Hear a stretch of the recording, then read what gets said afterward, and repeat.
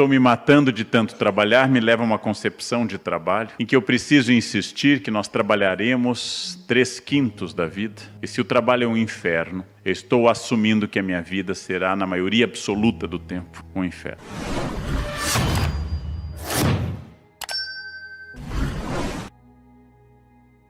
Se a única hora feliz da minha semana é a sexta tardinha, há um problema muito grave a resolver. É claro, desde que eu era muito jovem, eu detesto colegas que chegam com excesso de entusiasmo às segundas e dizem um bom dia alto e cheio de energia. Segunda de manhã não é um momento para esse tipo de bom dia. Se alguém entra dizendo bom dia, afastem-se dessa pessoa, ela tem problemas. Esse é um bom dia mais possível a partir de quarta-feira. Segunda a gente deve dizer oi, pronto, começar a trabalhar. Tal como os senhores, eu também fico cansado, mas aprendi há alguns anos que uma das chaves da felicidade do trabalho é viver o momento que eu estou. Aprendi há alguns anos que quando eu entro num ambiente como esse, eu estou nele. E não estou pensando que hoje à tarde eu tenho um voo até o Rio, e de lá vão me pegar de carro, atravessar a ponte e ir até o hotel em Niterói. E de lá, após a palestra, eu pego um outro carro para ir até o Leblon, onde estarei para a próxima palestra. E de lá eu tenho que sair correndo, porque eu tenho que gravar um Jornal da Cultura. Se eu começar assim, eu vou conseguir de forma fabulosa tornar este momento um momento ansioso e o próximo também. E só serei libertado deste círculo pela morte. Então, onde eu estou, Escrevi um texto para o Estadão, que ainda não saiu, sobre presentes, vai sair só em outubro, dizendo que hoje um dos presentes mais importantes que eu posso dar a alguém é estar com essa pessoa. Por exemplo, ofertar a alguém um jantar no qual eu não leve o celular. E preste atenção o tempo todo durante o jantar. Um desafio fabuloso, dar-se, viver o tempo. Meu colega Clóvis de Barros Filho, um grande professor, um grande pensador, com quem tive o privilégio de escrever um livro que faz bastante sucesso nesse momento, Felicidade ou Morte, contou a história no lançamento do livro, e eu copio dele essa história, não é minha, a ética manda dar o autor. O professor Clóvis contou a história, como ele percebeu uma coisa. E quando ele estava, na sua época, no ensino primário, disseram para ele que o ginásio era legal. No ginásio disseram que não. Era o colégio, lá é que as coisas aconteceriam. Assim que ele entrou no colégio, começaram a falar de vestibular e que a faculdade seria o momento dele encontrar a sua carreira. Felicidade é só depois, na faculdade. Entrando na faculdade, disseram, sem estágio você não é ninguém, porque é só o estágio que lhe ensina alguma coisa. Então ele entra no estágio, ele dizem no primeiro dia, só quando você for efetivado é que vai valer a pena todo esse sofrimento. E ele é efetivado e descobre que está no patamar -15 da empresa e que tem um patamar 50 lá em cima e que se ele perseguir metas que serão dobradas cada vez que ele as alcançar, se ele seguir essa cenourinha diariamente e trabalhar como um condenado, ele chegará lá em cima, naquele lugar, naquela sala. E quando ele chegar lá, já perto do fim da vida, dirão a ele, pode ir para casa, agora vai começar a parte boa da sua vida, a aposentadoria. E ele se aposenta. E ao se aposentar, sente a morte se aproximando, sente-se doente, chama um padre, e o padre o consola. Não se preocupe, bom mesmo. Vai ser lá em cima. Quando o professor Clóvis contou essa história com mais habilidade para uma plateia, ele queria dizer exatamente que a felicidade tem que ser agora. Ela não pode ser no momento seguinte. A felicidade tem que ser esse momento. E os momentos difíceis dão sentido aos momentos fáceis. Eu não posso conceber o trabalho como um sofrimento contínuo, senão é melhor mudar de trabalho. Eu posso me sentir cansado fisicamente, irritado às vezes. Porém, eu tenho que ter uma concepção do que eu estou fazendo de mim mesmo. Para administrar pessoas, para viver no ambiente de trabalho, para ser alguém, eu tenho que fazer essa pergunta. O que é que nós estamos de fato fazendo de nós mesmos? Que destino eu estou dando à minha existência laboral e à minha existência familiar e afetiva? Que horizonte eu estou construindo? Para onde eu quero ir? Porque se eu não tiver para onde ir, eu vou ser arrastado por ventos e correntes. Essa é uma diferença entre consciência e estratégia e simplesmente existência. O que não muda nunca, o que não mudava em 1951, quando Getúlio Vargas assumiu a presidência, o que não muda em 1851, um ano após a lei Eusébio de Queiroz, o que não muda nunca. Em primeiro lugar, a partir do autor Francis Bacon, em inglês, do século XVI para o XVII, a frase e a ideia: conhecimento é poder. Conhecimento dirige o mundo sempre. Conhecimento de tudo. Conhecimento é poder. Francis Bacon lançou essa ideia no seu livro Novum Organum e ela é fundamental para nós. O que eu sei se torna um empoderamento da minha existência. Excluir, por exemplo, populações pobres de uma educação efetiva, excluir mulheres da escolaridade, foi uma estratégia de controle. Sempre foi uma estratégia de controle, porque o conhecimento é poder. Os judeus têm uma noção que eu acho admirável, de que alguém é adulto. Um rapaz judeu se torna aos 13 anos adulto quando ele sabe ler a Torá e ler para a comunidade. E ao ler, ele ganha o estatuto de adulto. Os judeus foram o primeiro grupo humano a superar o analfabetismo.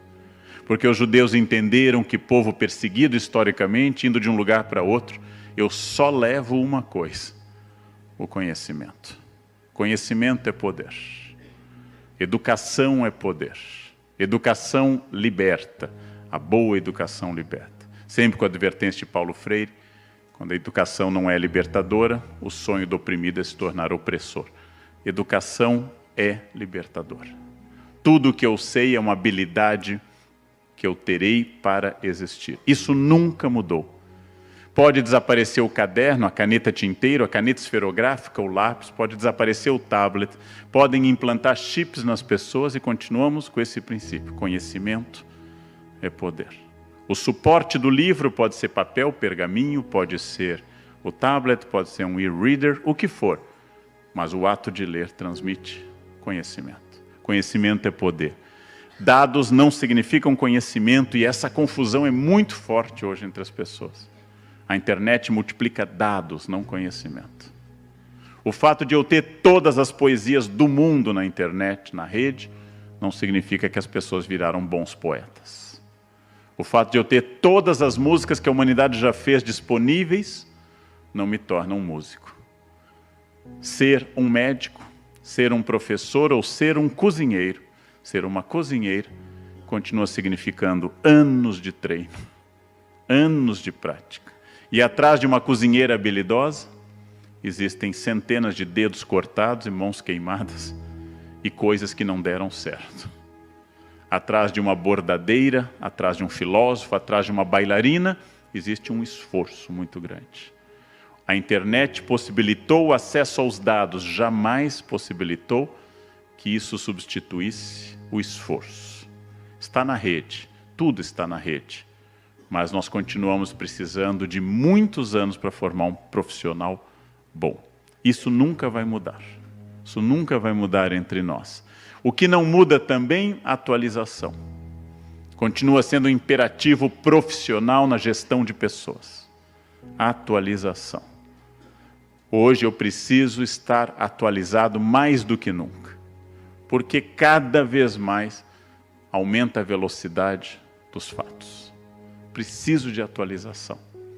Qual foi o último livro que eu li na minha área? Qual foi o último congresso que eu participei antes desse? Qual foi o último debate ou palestra? Qual foi a última vez que eu me dediquei a estudar algo da minha área? Voltamos à ideia da zona de conforto e administrar o tempo. Lembrando que o inimigo mortal do tempo está, nesse momento, no meu bolso e da maioria dos senhores, chama-se celular, rede social. O tempo que se perde vendo fotos que serão esquecidas, as fotos, em 30 segundos. O tempo que se perde fazendo comentário, gostei, kkkk, curti, isso, uau, uau, uau, uau, ahá, e expressando coisas assim, é um tempo que eu poderia estar estudando inglês. De novo, a internet é muito boa, a rede social facilita muito, porém, administrar o tempo. Me perguntam por todo o país e pela minha fanpage, como é que você faz para ler tanto? Eu tenho uma fórmula mágica, secreta, única, descoberta em anos de pesquisa no exterior. Eu sento, abro o livro e leio. É uma coisa muito complexa. Preciso de óculos, preciso de muita luz. Eu sento, abro o livro e leio. Como é que eu faço para ler? Tente, sente, abra o livro e leia. Leia a quantidade de páginas que você consegue, sentindo declinar a atenção, levanta, lava o rosto, toma um café, toma um chá, respira e volta. Quanto tempo eu devo ler? É como perguntar quanto tempo eu posso correr. Depende, se eu sou o Bolt ou Leandro Carnal. Quanto tempo eu posso correr? Quanto tempo eu devo nadar? Depende de quem eu seja. Ou seja, quanto tempo eu posso ler? O treino vai fazê-lo ler cada vez mais. Sem treino, você vai ler pouco.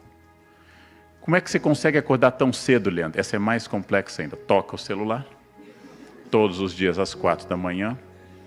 Eu ponho um pé para fora, ponho o outro, vejo se não estou tonto. Depois de 50, isso é importante. Levanto, vou ao banheiro e vou para a academia. Né? Mas eu não consigo fazer. Então morra, não pergunta, né? Morra simplesmente. Faça do jeito que você quiser. Não pergunta para ninguém e morra. Pronto. Administrar o tempo é uma opção. Administrar o tempo. Vocês sabem que a maioria das pessoas tem uma certa depressão domingo à noite por 2 equívocos. É o momento, segundo o meu médico, de maior quantidade de ataques cardíacos no Brasil. Domingo à noite, segunda de manhã. O primeiro equívoco é a sua concepção de trabalho, que pode estar errada. O segundo equívoco diz respeito a não ter feito o que eu queria ter feito no domingo, ter perdido tempo zapeando na televisão, ou ficado tempo demais num almoço em família que eu já não gosto mais tanto. E aí chega o domingo à noite, dá a sensação que eu estou perdendo a minha vida. Está passando o tempo. Eu posso mudar isso. E eu preciso de momentos, talvez o domingo seja um bom para isso, de ócio criativo. E ócio criativo não é você ficar vendo muita televisão. Ócio criativo é esvaziar a mente. Ócio criativo é o que aparece nessa imagem. O que é não ócio criativo? Senta diante do belo mar de Natal e começa a mandar fotos. Estou aqui, né? Praia, legal, kkk, hashtag praia. Veja, isso não é ócio criativo. Ócio criativo é ler um livro atentamente, é escutar uma música, letra e música, estar presente numa conversa, contemplar as flores da primavera que se iniciou, olhar o mar, fazer carinho num filho inteiramente focado nisso, isso é ócio criativo. Dali a mente se esvazia do trabalho e surgem ideias. E surge uma reorganização do CPU, da CPU cerebral. Ali você faz uma espécie de compactação das memórias e recria espaço no cérebro. Se eu ficar o tempo todo mal com isso, se eu ficar o tempo todo trabalhando, não consigo isso. E avaliação? Está em São Paulo acontecendo quase que a destruição do sistema de táxis pelo Uber. E o que faz a diferença no Uber em São Paulo é que a cada viagem o cliente avalia o taxista. E ele depende dessa avaliação. Tudo que eu não avalio vai tender, por inércia, à decadência. Eu tenho que ser avaliado. Quanto mais eu for avaliado, melhor. A avaliação vai trazer coisas injustas e coisas justas. E cabe ao meu discernimento pensar nisso. Ou seja, avaliar é fundamental e entender que todo projeto de vida, de administração de pessoas, de empresas, pressupõe ter consciência dos erros. Errar é humano. Errar faz parte da experiência humana. Eu vivo falando que as pessoas têm que focar, têm que abandonar o celular. Ontem em Curitiba desci uma escada num evento vazio só para testar o som, olhando coisa ao celular, e fui ao chão daquelas formas cômicas de pegadinha. E eu disse, comece a ouvir o que você diz, Leandro. Pare de descer a escada olhando o celular. Graças a Deus era um ambiente acarpetado e eu não me espatifei. Pode ser uma coisa grave. As pessoas estão perdendo a vida no trânsito para poder mandar mensagem no WhatsApp. Ou seja, o celular está mais importante que a vida. Os erros que eu cometi são fundamentais. Cada erro que eu cometi, cada aprendizado que eu tive é fundamental. Pediram uma palestra para mais de 3.000 médicos em São Paulo sobre o tema humildade. Não sei por que acharam que era importante que os médicos tivessem uma palestra sobre humildade. Montei uma palestra, cheguei a um espaço gigantesco, que é o Transamérica. Entrei no auditório e o segurança, onde está o seu crachá? E eu disse para ele, eu sou o palestrante. E ele me perguntou, não sei se por ironia ou por curiosidade, me perguntou, qual o tema da palestra? Humildade. Mais uma coisa que eu tenho que escutar ao falar. O dia que eu possa crescer e entender que o segurança faz a mesma coisa que eu faço, cuida para que o evento ocorra, eu falando e ele promovendo a segurança, e sem as duas coisas a palestra seria equivocada, eu vou começar a entender um pouco mais daquilo que eu falo, que é humildade. Temos funções diferentes, mas somos absolutamente iguais. Há um pequeno monstrinho, e como diz meu colega Cortella, eu usei essa ideia no Roda Viva, a única ocasião que eu posso dizer para alguém, você sabe com quem está falando, é no estágio final de Alzheimer. Quando eu já não sei quem eu sou e eu peço ajuda à pessoa. Pelo amor de Deus. Você sabe? Obrigado. Meus erros são fundamentais. Gente, lembrem que a primeira empresa organizada por um RH do mundo chamou-se Eden Limitada. Foram contratados 2 funcionários da casa, tirados ali mesmo, para não trazer gente de fora, treinados ali. Tudo era uma casual Friday, andavam nus. E o código de ética da empresa tinha apenas uma regra. Pode fazer tudo, menos comer uma fruta. Foi exatamente o que fizeram. Demitidos por justa causa, expulsos, foram ter filhos, um filho matou o outro. 50% de assassinatos na outra geração. Essa é a primeira família humana, mais perto de Deus. Criada diretamente. Uma família perfeita, não havia sogra, não havia nora, genro ou cunhado. A família perfeita, e deu errado. E nos gerou. E nos gerou. O que significa isso? Errar faz parte da experiência humana. Disse-me um especialista em medicina laboral que a coisa que eu mais treino diariamente, do ponto de vista motor, é andar. Do ponto de vista motor, o que eu mais faço é andar. Eu passei a andar, como a maioria da humanidade, entre 11 e 13 meses de vida. A maioria da humanidade ensaia seus primeiros passos por volta de 1 ano. Eu treino diariamente, ou seja, faz 52 anos que eu treino andar, dos meus 53. E eu tropeço como ontem. O que significa isso? Errar é humano. Não importa a quantidade de... Imaginem vocês estudando um instrumento musical diariamente por 52 anos. Vocês seriam muito bons. Uma língua diariamente, 52 anos. Vocês seriam fluentes nativos. E não obstante, a gente tropeça. Sinal de que o erro faz parte do aprendizado. Eu hoje dou aula melhor, porque eu já dei pior. Eu hoje falo melhor, porque já falei pior. Eu hoje escrevo melhor, porque já errei mais. O erro é fundamental. E ele tem que ser vivido dentro de uma dimensão ética. Isso é fundamental. Não há progresso sem uma dimensão ética. O Brasil está descobrindo cada vez mais isso. Empresa que frauda arrecadação, empresa que burla a CLT, empresa que emite nota fria. Esta é uma empresa que ganha um lucro imediato e compromete sua vida a médio e longo prazo. Havia empresas que ganharam milhões com Caixa 2 e suborno e hoje perdem bilhões em multas e perda de valor agregado. Ao contrário do que nossos pais ensinavam, o crime compensa, só que não compensa para sempre. Como dizia Lincoln, presidente dos Estados Unidos, você pode enganar algumas pessoas durante algum tempo, muitas durante muito tempo, mas ninguém pode enganar todo mundo por todo o tempo. Um dia, Deus tem pena da nação. Você não pode enganar as pessoas o tempo todo. Até porque pessoas não éticas não têm amigos, elas têm cúmplices, como diz Etienne de la Boétie. E cúmplices temem delação premiada. Porque pessoas éticas não podem contar com a fidelidade de outro não ético. O não ético não pode contar com isso.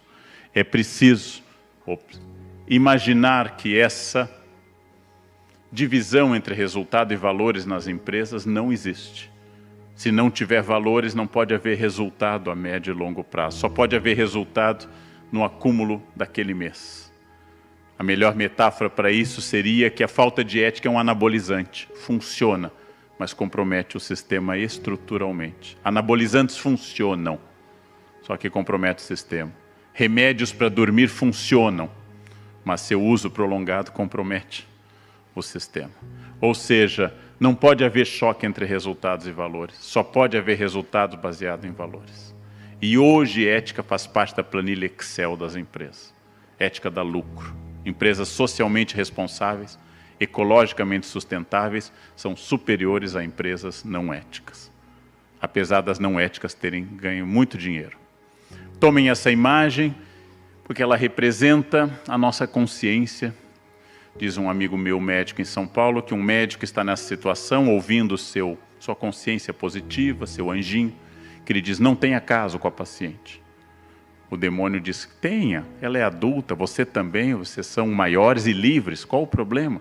E o anjo insiste, é errado. O demônio diz, vai fundo. E o anjo dá o último argumento, mas você é médico veterinário.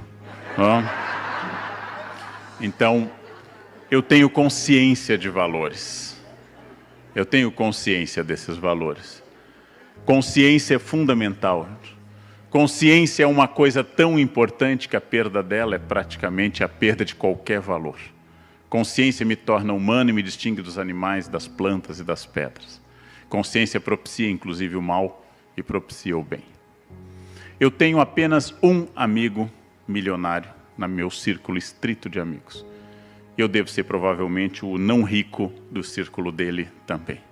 Ele me mantém como amigo, provavelmente por interesse antropológico, para saber como vivem essas pessoas exóticas, que não têm seu próprio avião ou barco.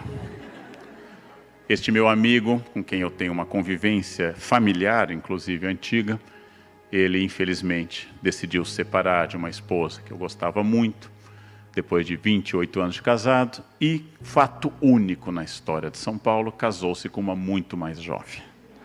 Nunca tinha acontecido isso em São Paulo.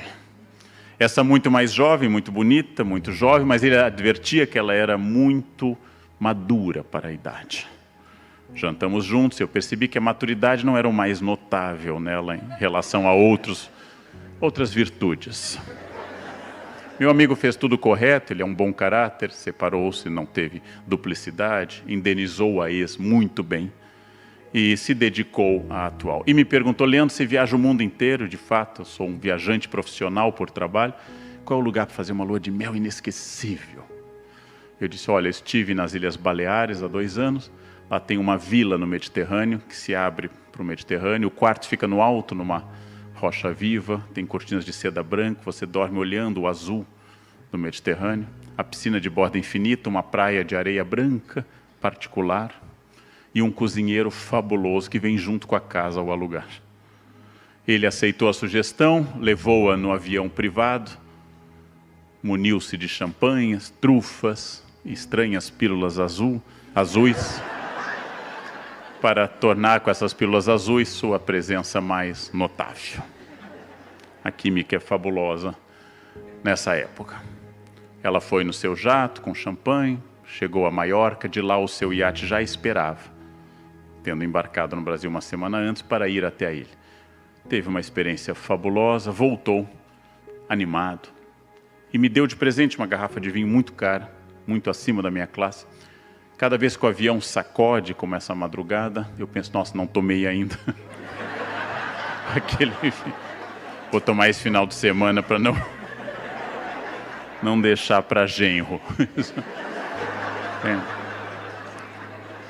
Mas o que me espanta e me trouxe essa história até aqui, que eu falo de consciência, porque este meu amigo é muito rico e as pessoas ricas, talvez vocês conheçam alguns, são muito desconfiadas.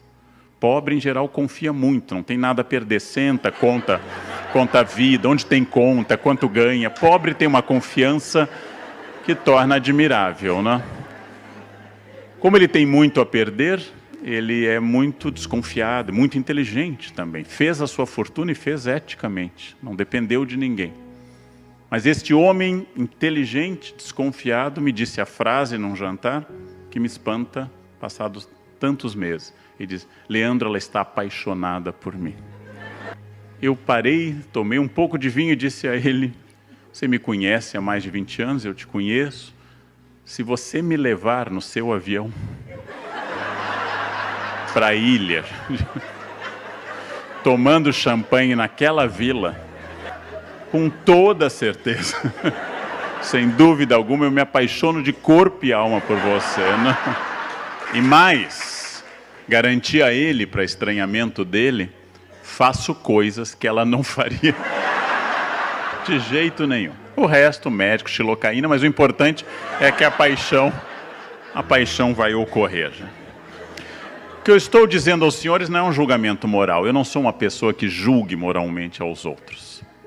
O que eu estou dizendo, eu lembro do famoso rei da soja, Olacê de Moraes, que perto dos 80 desfilava em São Paulo com moças de 18.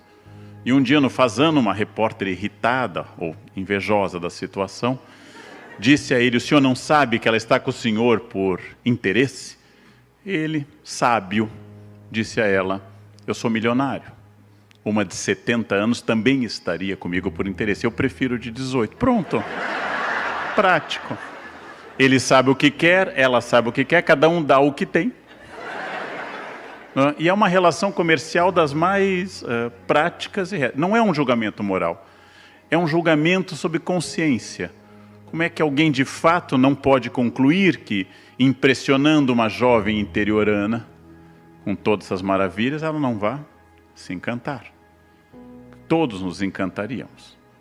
Há pessoas que não dão bola nenhuma para dinheiro. Já ouvi falar delas. A última morreu em Assis, na Itália, no século XIII. Chamava-se São Francisco. Nunca houve uma depois disso, mas... Dizem que há pessoas que não dão a menor bola para o dinheiro, só olham como decoradores a beleza interior. São pessoas superiores, são pessoas... Mas o dinheiro impressiona quase todo mundo. A consciência é para eu saber de fato o que eu quero, quais são meus valores. E nesse caso eu sinto que um defeito, na maioria de nós homens, é quando se o foco na pessoa. E foco na pessoa significa seres únicos e irrepetíveis, usando uma palavra bonita em português, com as suas idiosincrasias, suas maneiras de ser, suas psicologias, seus afetos e desafetos. Se eu não tenho este olhar, eu não consigo gerir pessoas. O foco tem que ser nas pessoas. Porque o objetivo de toda empresa, de toda escola, de todo Estado, é a pessoa. Para isso, a empresa pode ter a justa paga e um lucro adequado a esse esforço da pessoa. Mas o objetivo não é o lucro, e o objetivo não é o Estado. O objetivo é a pessoa. As pessoas têm que ter por objetivo esse contrato complexo entre o individual e o coletivo. Eu sou único e irrepetível. Eu sou um ser especial, não pelas minhas virtudes, mas apenas por ser. E eu vivo numa coletividade que limita um pouco a minha existência. Esse equilíbrio, essa gangorra entre individual e coletivo é fundamental. Ele é expressivo. E eu, como gestor, tenho que levar em conta isso. De novo, voltar à mesma ideia. Debate sobre valores e resultados. Eu não constituo uma empresa, eu não tenho uma administração, eu não sou um gerenciador de pessoas, porque existe uma empresa. Mas a empresa existe por causa das pessoas. De novo, resultado e valores que nós já tocamos, para enfatizar essa ideia. E de novo, a consciência. Didaticamente volta essas duas ideias. Para que eu trabalho diariamente, a não ser para a felicidade minha e das pessoas que me são caras? Isto tem que ser presente. Este foco, um foco único e geral que administra as pessoas. Um foco especial que entenda a individualidade. Quem não entende o ser humano individualmente com as suas oscilações, não é apto a gerenciar grupos e pessoas. Não é apto a fazer este modelo que supera uma ideia antiga de gestão em que o líder é alguém afastado, que conduz um grupo amorfo, sem forma, que arrasta esse grupo para frente. Este é um modelo de gestão autoritária, de um chefe que, nos RHs que se chamavam departamento pessoais, só entendia de leis, horários e justa causa. Essa concepção tem que ser ultrapassada. Esse modelo antigo de gestão, hoje dá a ideia comum de que tudo que eu faço em família ou no trabalho é para o aperfeiçoamento pessoal, que o ano que vem eu tenho que estar melhor do que este ano, que as minhas experiências têm que agregar valor à minha existência, e que ao encerrar a minha existência, ela tenha sido um processo contínuo de aperfeiçoamento. Aquilo que os filósofos chamam de perfectibilidade. Eu tenho que melhorar. Perfectibilidade. Para a filosofia não existe essa síndrome de Gabriela. Eu nasci assim, eu sou sempre assim. Gabriela, não existe isso em filosofia. Eu tenho que ser alvo do meu próprio aperfeiçoamento, do meu próprio crescimento. Eu tenho que buscar o equilíbrio entre as forças como trabalho e família, entre corpo e espírito, aprendizado e relaxamento, entre tensão produtiva e folga. Este equilíbrio é fundamental. Vida é administrada como bonsai e não como agronegócio. Vida é administrada folha a folha, raiz a raiz. Esta é uma forma que não é poética, ela é prática. Ela é absolutamente prática. A imagem de uma escultora americana chamada Bobbie Carlyle, que é muito bonita, de um homem que está esculpindo suas próprias pernas. Frase fundamental. Eu sou sócio majoritário da minha existência.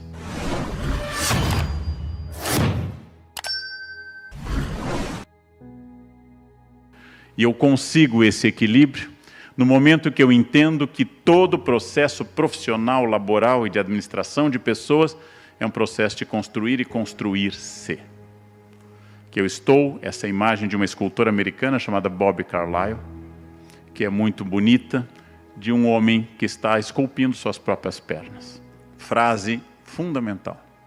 Eu sou sócio majoritário da minha existência. O resultado dela depende do sócio majoritário. Não sou sócio único, sou majoritário. O que vai resultar disso, é a minha capacidade de administrar esse processo de autoelaboração. Aquilo que eu quero, aonde eu vou, com quem eu vou, com quais valores. De novo, consciência.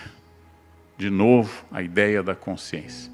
A diferença entre existir e viver está nessa consciência. Tudo existe, inclusive as pedras. Só os seres humanos vivem. E a diferença está na consciência. Essa ideia de gerenciar minha vida e fazer essa pergunta dolorosa que dentro de limites, meu corpo, minha renda, minha família, dependem de mim e de escolhas que eu faço, dentro dos limites do humano. Meu corpo depende de mim. Para acabar com essa tradição brasileira de tirar de si essa responsabilidade. Você engordou a tireoide, eu tenho tireoide. Todos têm tireoide, a não ser quem extraiu a tireoide. Nossa, mas você é muito pontual, né? A minha avó era japonesa. Sangue não transmite pontualidade. Sangue transmite várias doenças, hepatite, Tiago, mas pontualidade, não. Eu falo bastante, claro, você é de Gêmeos, geminiano fala bem, é ar. Que menina bonita, Libra, regida por Vênus, né? Ela nasceu assim. Esse chefe é muito autoritário, né? Áries, nossa, centrado nele. Que secretária organizada, virginiana, obsessiva com a ordem. Nossa, mas que cara ciumento. Escorpião, é da natureza dele. Ele é escorpião, né? Olha que pai de família. Câncer, é pura água, chora em inauguração do supermercado. Câncer é pura água e família, né? Imaginar que a minha vida seja determinada por planetas concebidos na Mesopotâmia, quando não se tinha nenhuma ideia de como funcionava a astronomia, e que isso me dá uma personalidade, aliás, eu sou de Aquário, que isso lhe dá uma personalidade, é de uma bobagem impressionante. Imaginar que a minha vida é determinada por a palavra que eu mais odeio no planeta, que é energia. Energia tem elétrica, atômica, magnética. Vou com os alunos para o exterior, eles entram no hotel, dizem, que energia boa tem isso. Não, o hotel é de luxo, tem toalha boa, tem serviço bom, tem talher de prata. Não é energia, é luxo. Este hotel tem uma energia ruim. Não, a toalha é de esfoliação suave, aquela que você se seca e vai tirando a camada externa da pele. Né? O hotel é muquifo mesmo, não é energia, gente. Coloca com cama de lençol de 1000 fios, coloca um serviço bom, você vai ver que essa energia dispara lá em cima. Essa pessoa suga energia. Não, ela é chata, gente. Ela não suga energia. Ela é chata, ela é invasiva, ela é burra, ela é invasiva, não dá. Não é energia, que eu tenho que ficar a todo momento controlando minha vontade de matá-la. Então, a energia dessa pessoa é muito ruim, né? Torna essa pessoa interessante que a energia dispara. Então, as coisas são feitas por mim. Há uns 5 ou 6 anos, um funcionário da minha equipe disse que invejava muito os natais na minha família, porque a partir dessa data eu começo a planejar o Natal. E faço, porque gosto muito do Natal em família, gosto muito, faço um Natal que seja expressivo, significativo para todos. E ele me disse uma vez, como eu queria que lá em casa fosse assim. E eu pensei, e o que impede de ser? Como você acha que acontece na minha? Anjos descem dia 24 vindo pela chaminé da lareira aí, servem a mesa e fazem apresentações, ou você vê que tem gente trabalhando para isso desde setembro? Não? O que faz a diferença entre funcionar e não funcionar é a ação humana. Problema humano gera solução humana. Soluções humanas resolvem problemas humanos. Não tem energia, não tem astro, não tem tipo, não tem sangue. Sangue só tem A, B e O, só. Compatíveis ou não entre si. Não tem nada que passe pelo sangue. Toda essa ideia é a ideia de construir-se. E construir pessoas. Há uma fórmula para cada um. Há uma forma de lidar com cada pessoa. A administração de pessoas pressupõe consciência dessa forma. E se eu tenho isso presente, eu consigo exatamente, ao final, se não elaborar o paraíso, que talvez seja impossível, e de onde vimos já, fomos expulsos sem direito à recontratação. O paraíso é inacessível para nós, mas com essas medidas nós evitamos o inferno, e há uma diferença muito grande entre os dois pontos. O Brasil é um horror, sim, mas a Síria está pior. O Brasil está melhor que a Síria, mas está pior que a Dinamarca. E qual é a diferença entre sírios, brasileiros e dinamarqueses? O esforço que as pessoas desses lugares fizeram para construir um lugar que seja o mais longe possível do inferno, ainda que impossível o paraíso. Há lugares melhores e piores para morar no Brasil.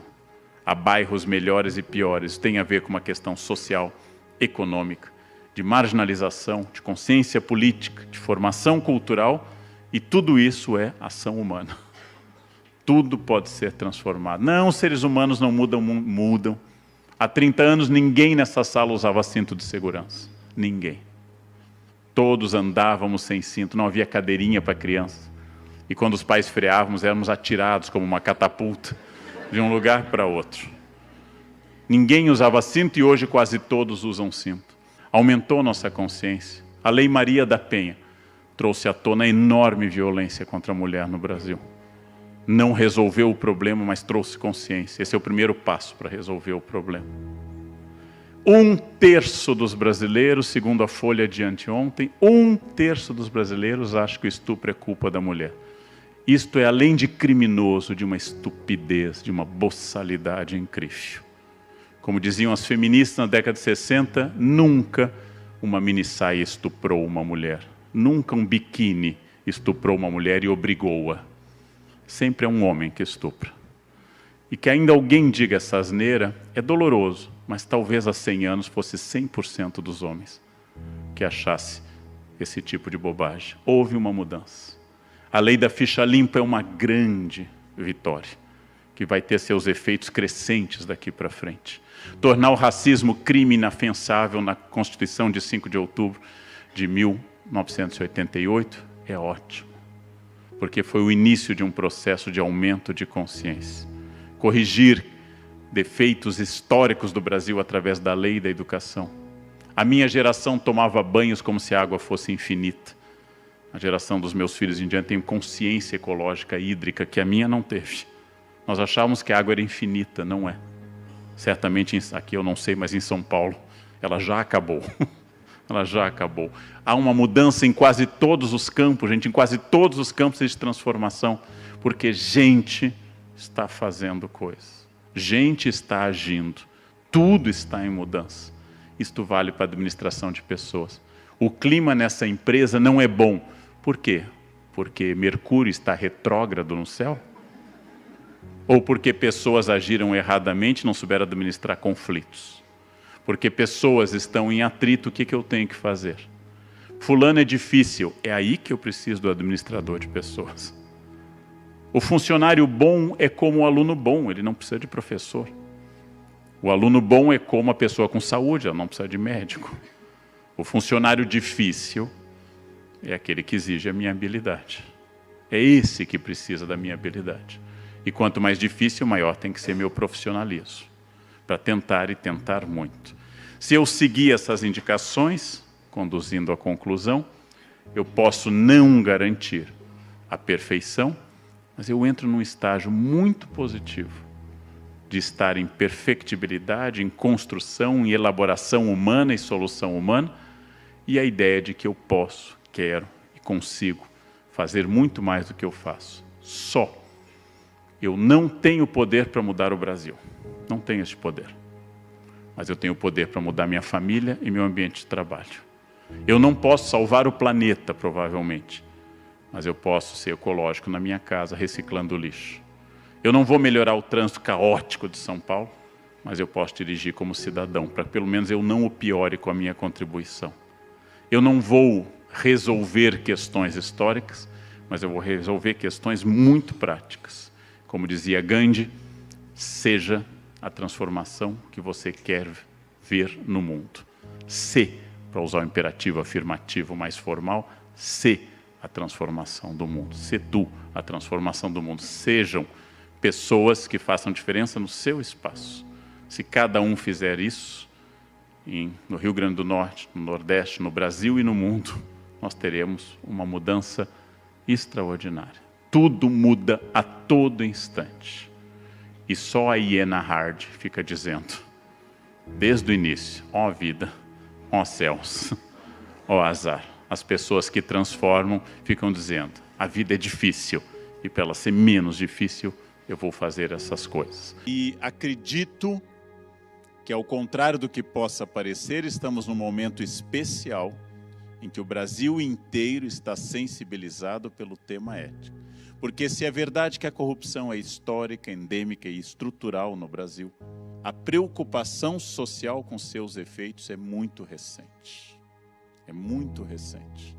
Nós estávamos mais ou menos acostumados que a corrupção fosse e funcionasse dentro de determinados padrões. Porque se a crise econômica é grave, nós já atravessamos outras graves. A década que vai de 1981 a 1992, essa década perdida, proporcionalmente o desemprego acompanhado de altos índices de inflação. Nossa inflação está mais ou menos sob controle, já tivemos inflações de 84% ao mês. A grande questão que talvez nos abale nesse momento é que nós temos poucas perspectivas políticas. Nunca devemos confundir o governo do Brasil com o Brasil. Nunca devemos confundir os políticos com o Brasil. Então, o que está em crise é um modo administrativo do Brasil, o que está em crise é um modelo de gestão, não está em crise a ideia de pátria, nem a ideia de sociedade brasileira. Não está em crise o afeto que temos a essa terra. Como eu disse, não gosto do nacionalismo como provocador de guerras, não gosto do nacionalismo que me diga que eu sou superior a um francês, ou a um paraguaio, ou inferior a um americano. Quero a minha casa, como diz Gandhi, aberta aos ventos do país e de todos os países, mas sou brasileiro. E como brasileiro falo que é difícil quando você tem um presidente da República denunciado por corrupção, o primeiro na história do Brasil. Mas é terrível para falar aos alunos e aos filhos que o Supremo Mandatário esteja envolvido numa ideia dessa, sequer na ideia dessa. Não temos muito para onde olhar e há um esvaziamento de esperança. O nível mais baixo de confiança dos brasileiros está no Congresso. E isso é terrível para o Brasil. é terrível para nós, porque a política é a solução do problema. Os gregos consideravam que o exercício da administração da polis, a política, era a essência daquilo que Aristóteles, nos chamando de animais políticos, também lembrava que em grego a palavra para quem não se interessa por política, ela é surpreendente para nós, a palavra grega é idiota. Idiota é o ser que não se interessa por política. A política é essencial para nós, ela está presente em todos os lugares, e o atual isolamento estimulado por meios eletrônicos, por redes sociais, por aparelhos. Esse fato de que nós vamos nos isolando nos nossos aparelhos, ele é também perigoso, na medida que o individualismo nos faz crer como consciências autônomas. Vivemos em sociedade, somos zoon politikon, somos animais políticos. Vivemos em grupo, não somos isolados, somos pessoas que temos que achar uma solução em grupo. E essa solução, naturalmente, parte de comunicação. Ninguém mais ouve a ninguém, ninguém mais diz e o outro escuta. Como disse o repórter da época ao me entrevistar, nós temos um país hoje, a ideia dele não minha, onde nós começamos pela conclusão e não pelos argumentos.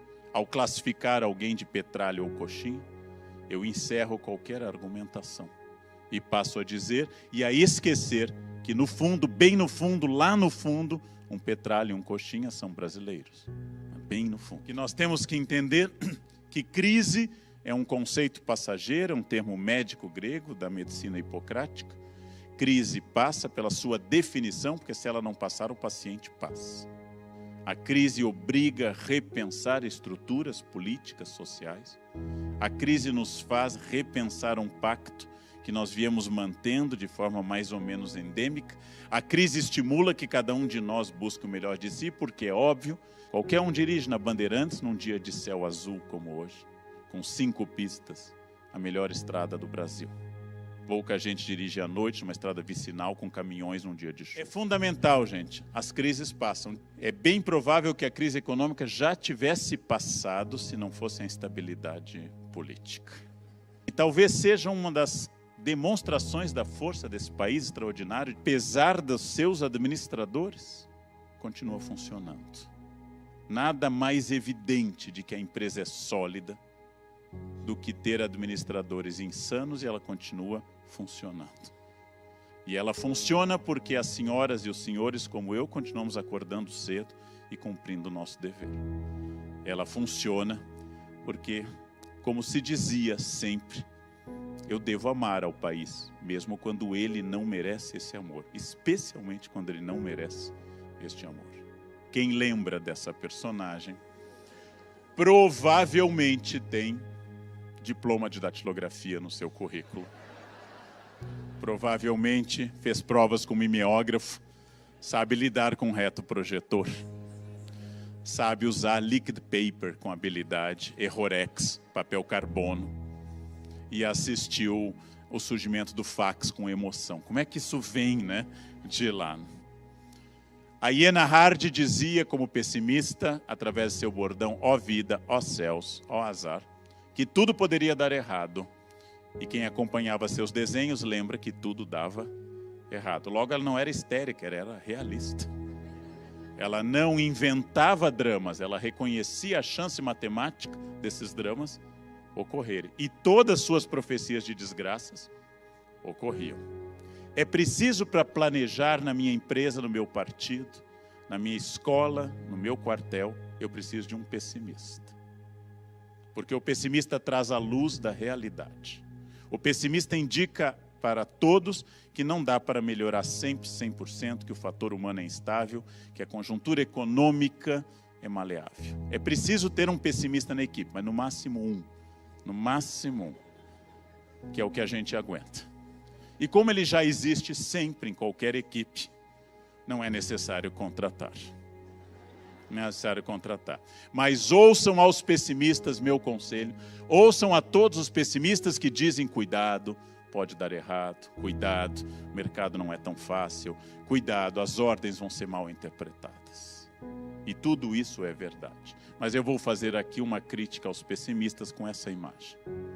A hiena está dizendo a seu amigo Lipe que o continente está distante, que a desidratação é inevitável, que a insolação é certa, que a vela é ridícula e o remo é inútil. E em tudo a hiena está correta. Mas observem, senhoras e senhores, que como todo pessimista, ela não está fazendo sêmen algum, não dá para dizer de outra forma.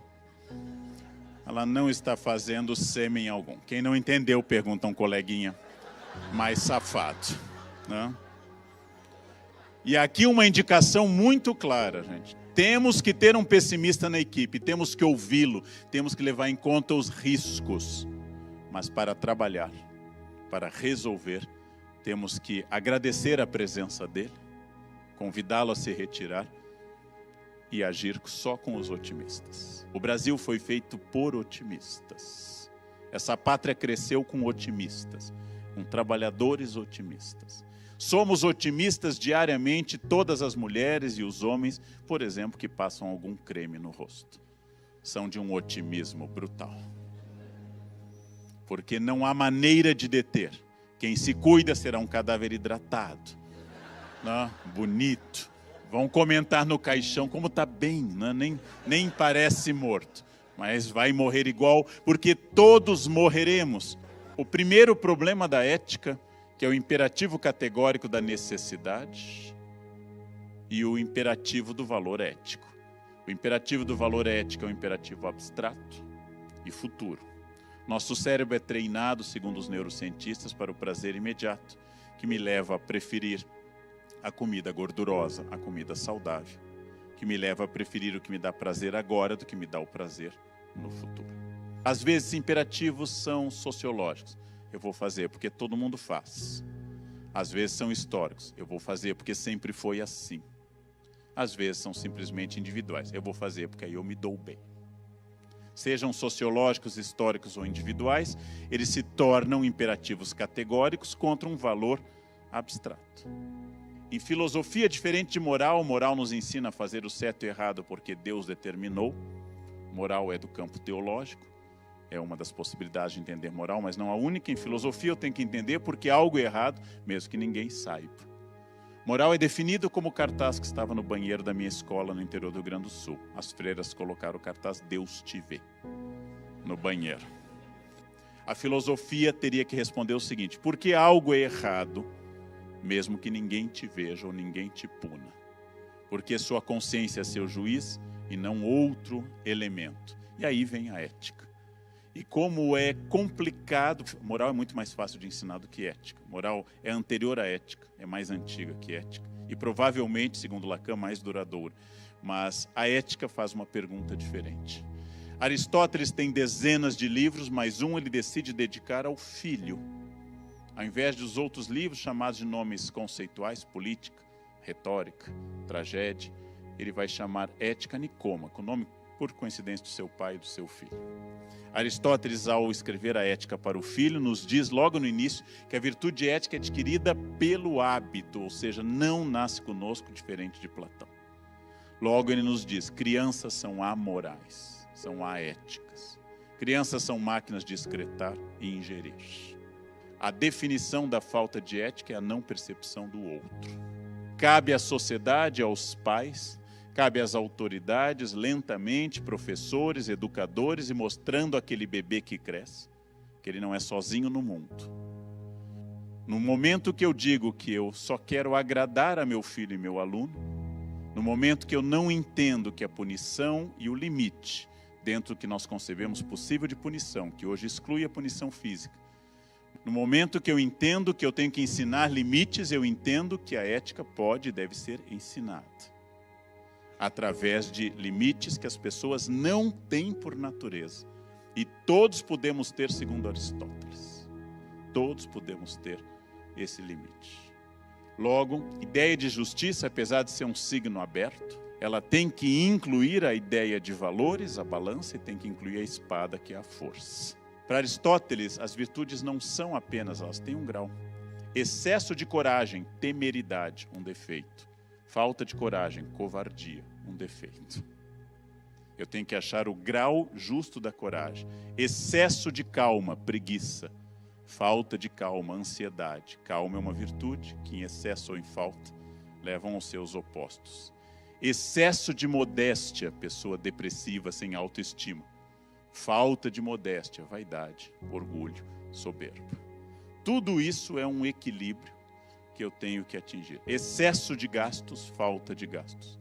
Dante condena ao inferno tanto quem desperdiça o dinheiro da família, como quem não usa o dinheiro da família para o bem. Os dois estão no mesmo círculo do inferno, os avaros e os pródigos. Quem desperdiçou tudo que tinha e quem não gastou nada. Nós somos não perfeitos, mas perfectíveis. Perfeito em latim, perfectum, feito até o fim. Ninguém aqui é perfeito porque ninguém morreu. Morrer é a última experiência humana. A crença aristotélica é que eu posso ser moldado, posso crescer. Não existe, Aristóteles não diz isso, mas não existe a síndrome de Gabriela, cravo e canela. Eu nasci assim, eu sou sempre assim. Gabriela, não existe isso para Aristóteles. Cada um de nós tem uma luta interna para produzir esse senso ético. Cada um de nós tem defeitos e qualidades e eu tenho que tornar meu caráter perfectível. E acima de tudo, um dos campos da ética é a inclusão do meu eu na explicação. Ou sintetizando na forma que minha mãe, de origem alemã, dizia: tudo que começa com eu é problema seu. Uma característica brasileira é excluir seu eu da resposta. O brasileiro não sabe votar. Frase comum. Então você ou não é brasileiro ou você sabe votar. O brasileiro é atrasado. Ou você é pontual ou você é estrangeiro. Você engordou? Não, foi tireoide. Eu tenho tireoide. Todo mundo tem tireoide, gente. Uns com hipertireoidismo, outros com hipotireoidismo. Dê capim para essa tireoide, corra na esteira, que você vai ver que toda tireoide reage da mesma forma. Há problema em ser magro ou gordo? Nenhum, não há nenhum problema ético nisso. O problema que eu estou citando não é a forma do corpo, mas a inclusão do meu eu nisso. Você engordou? Sim, porque eu caio de boca no quindim. Pronto, tranquilo.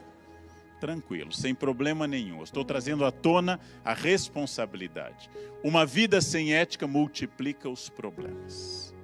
Como eu digo a um aluno que cola, o tempo que você levou fazendo essa cola é maior do que se tivesse lido o texto. Porque você não segue o caminho reto de ler o texto. Um homem ético é o homem que está no banho, toca o celular e diz à esposa: atende. Olha que homem. Que homem, gente. Seus amigos estão mandando fotos, ela diz: veja o que é, devem ser bromélias, devem ser coisas do gênero. Não é mais fácil seguir o caminho reto? Não é mais fácil dizer a verdade? Não é mais fácil não trair? Não é mais fácil seguir um caminho em que você não precisa esconder as coisas, do que ficar enredando e mentindo?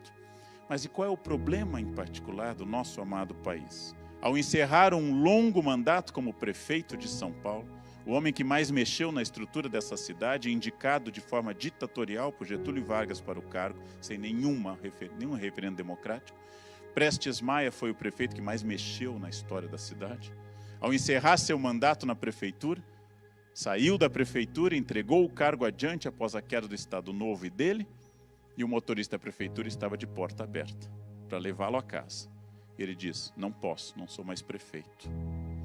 Recusou o carro, atravessou o Barão de Tapetiningapé e foi pegar o bonde até sua casa em Higienópolis. Ele era um homem ditatorial, autoritário, mas ético. Por incrível que pareça. Infelizmente, a democracia, que tudo faz bem ao país, infelizmente, o Estado de Direito, pelo qual eu sou intransigentemente apaixonado, ele não se traduz numa melhoria ética das pessoas. Logo, é só uma condição para isso. Eu viralizei essa imagem numa gravação na televisão. Olhamos o pé da direita, o pé da bailarina, como um pé que voa, que dança no palco. Quase todo mundo gosta muito de ver uma graciosa bailarina ao som de uma linda música dançando, na sua sapatilha de cetim. E esquecemos que o preço do pé da direita é o pé da esquerda. Esquecemos que ela tem entorses, contusões, quebra de unha. Esquecemos que ela passou horas chorando de dor para chegar àquele ponto. Está na hora de resgatar a noção de esforço e de trabalho no país.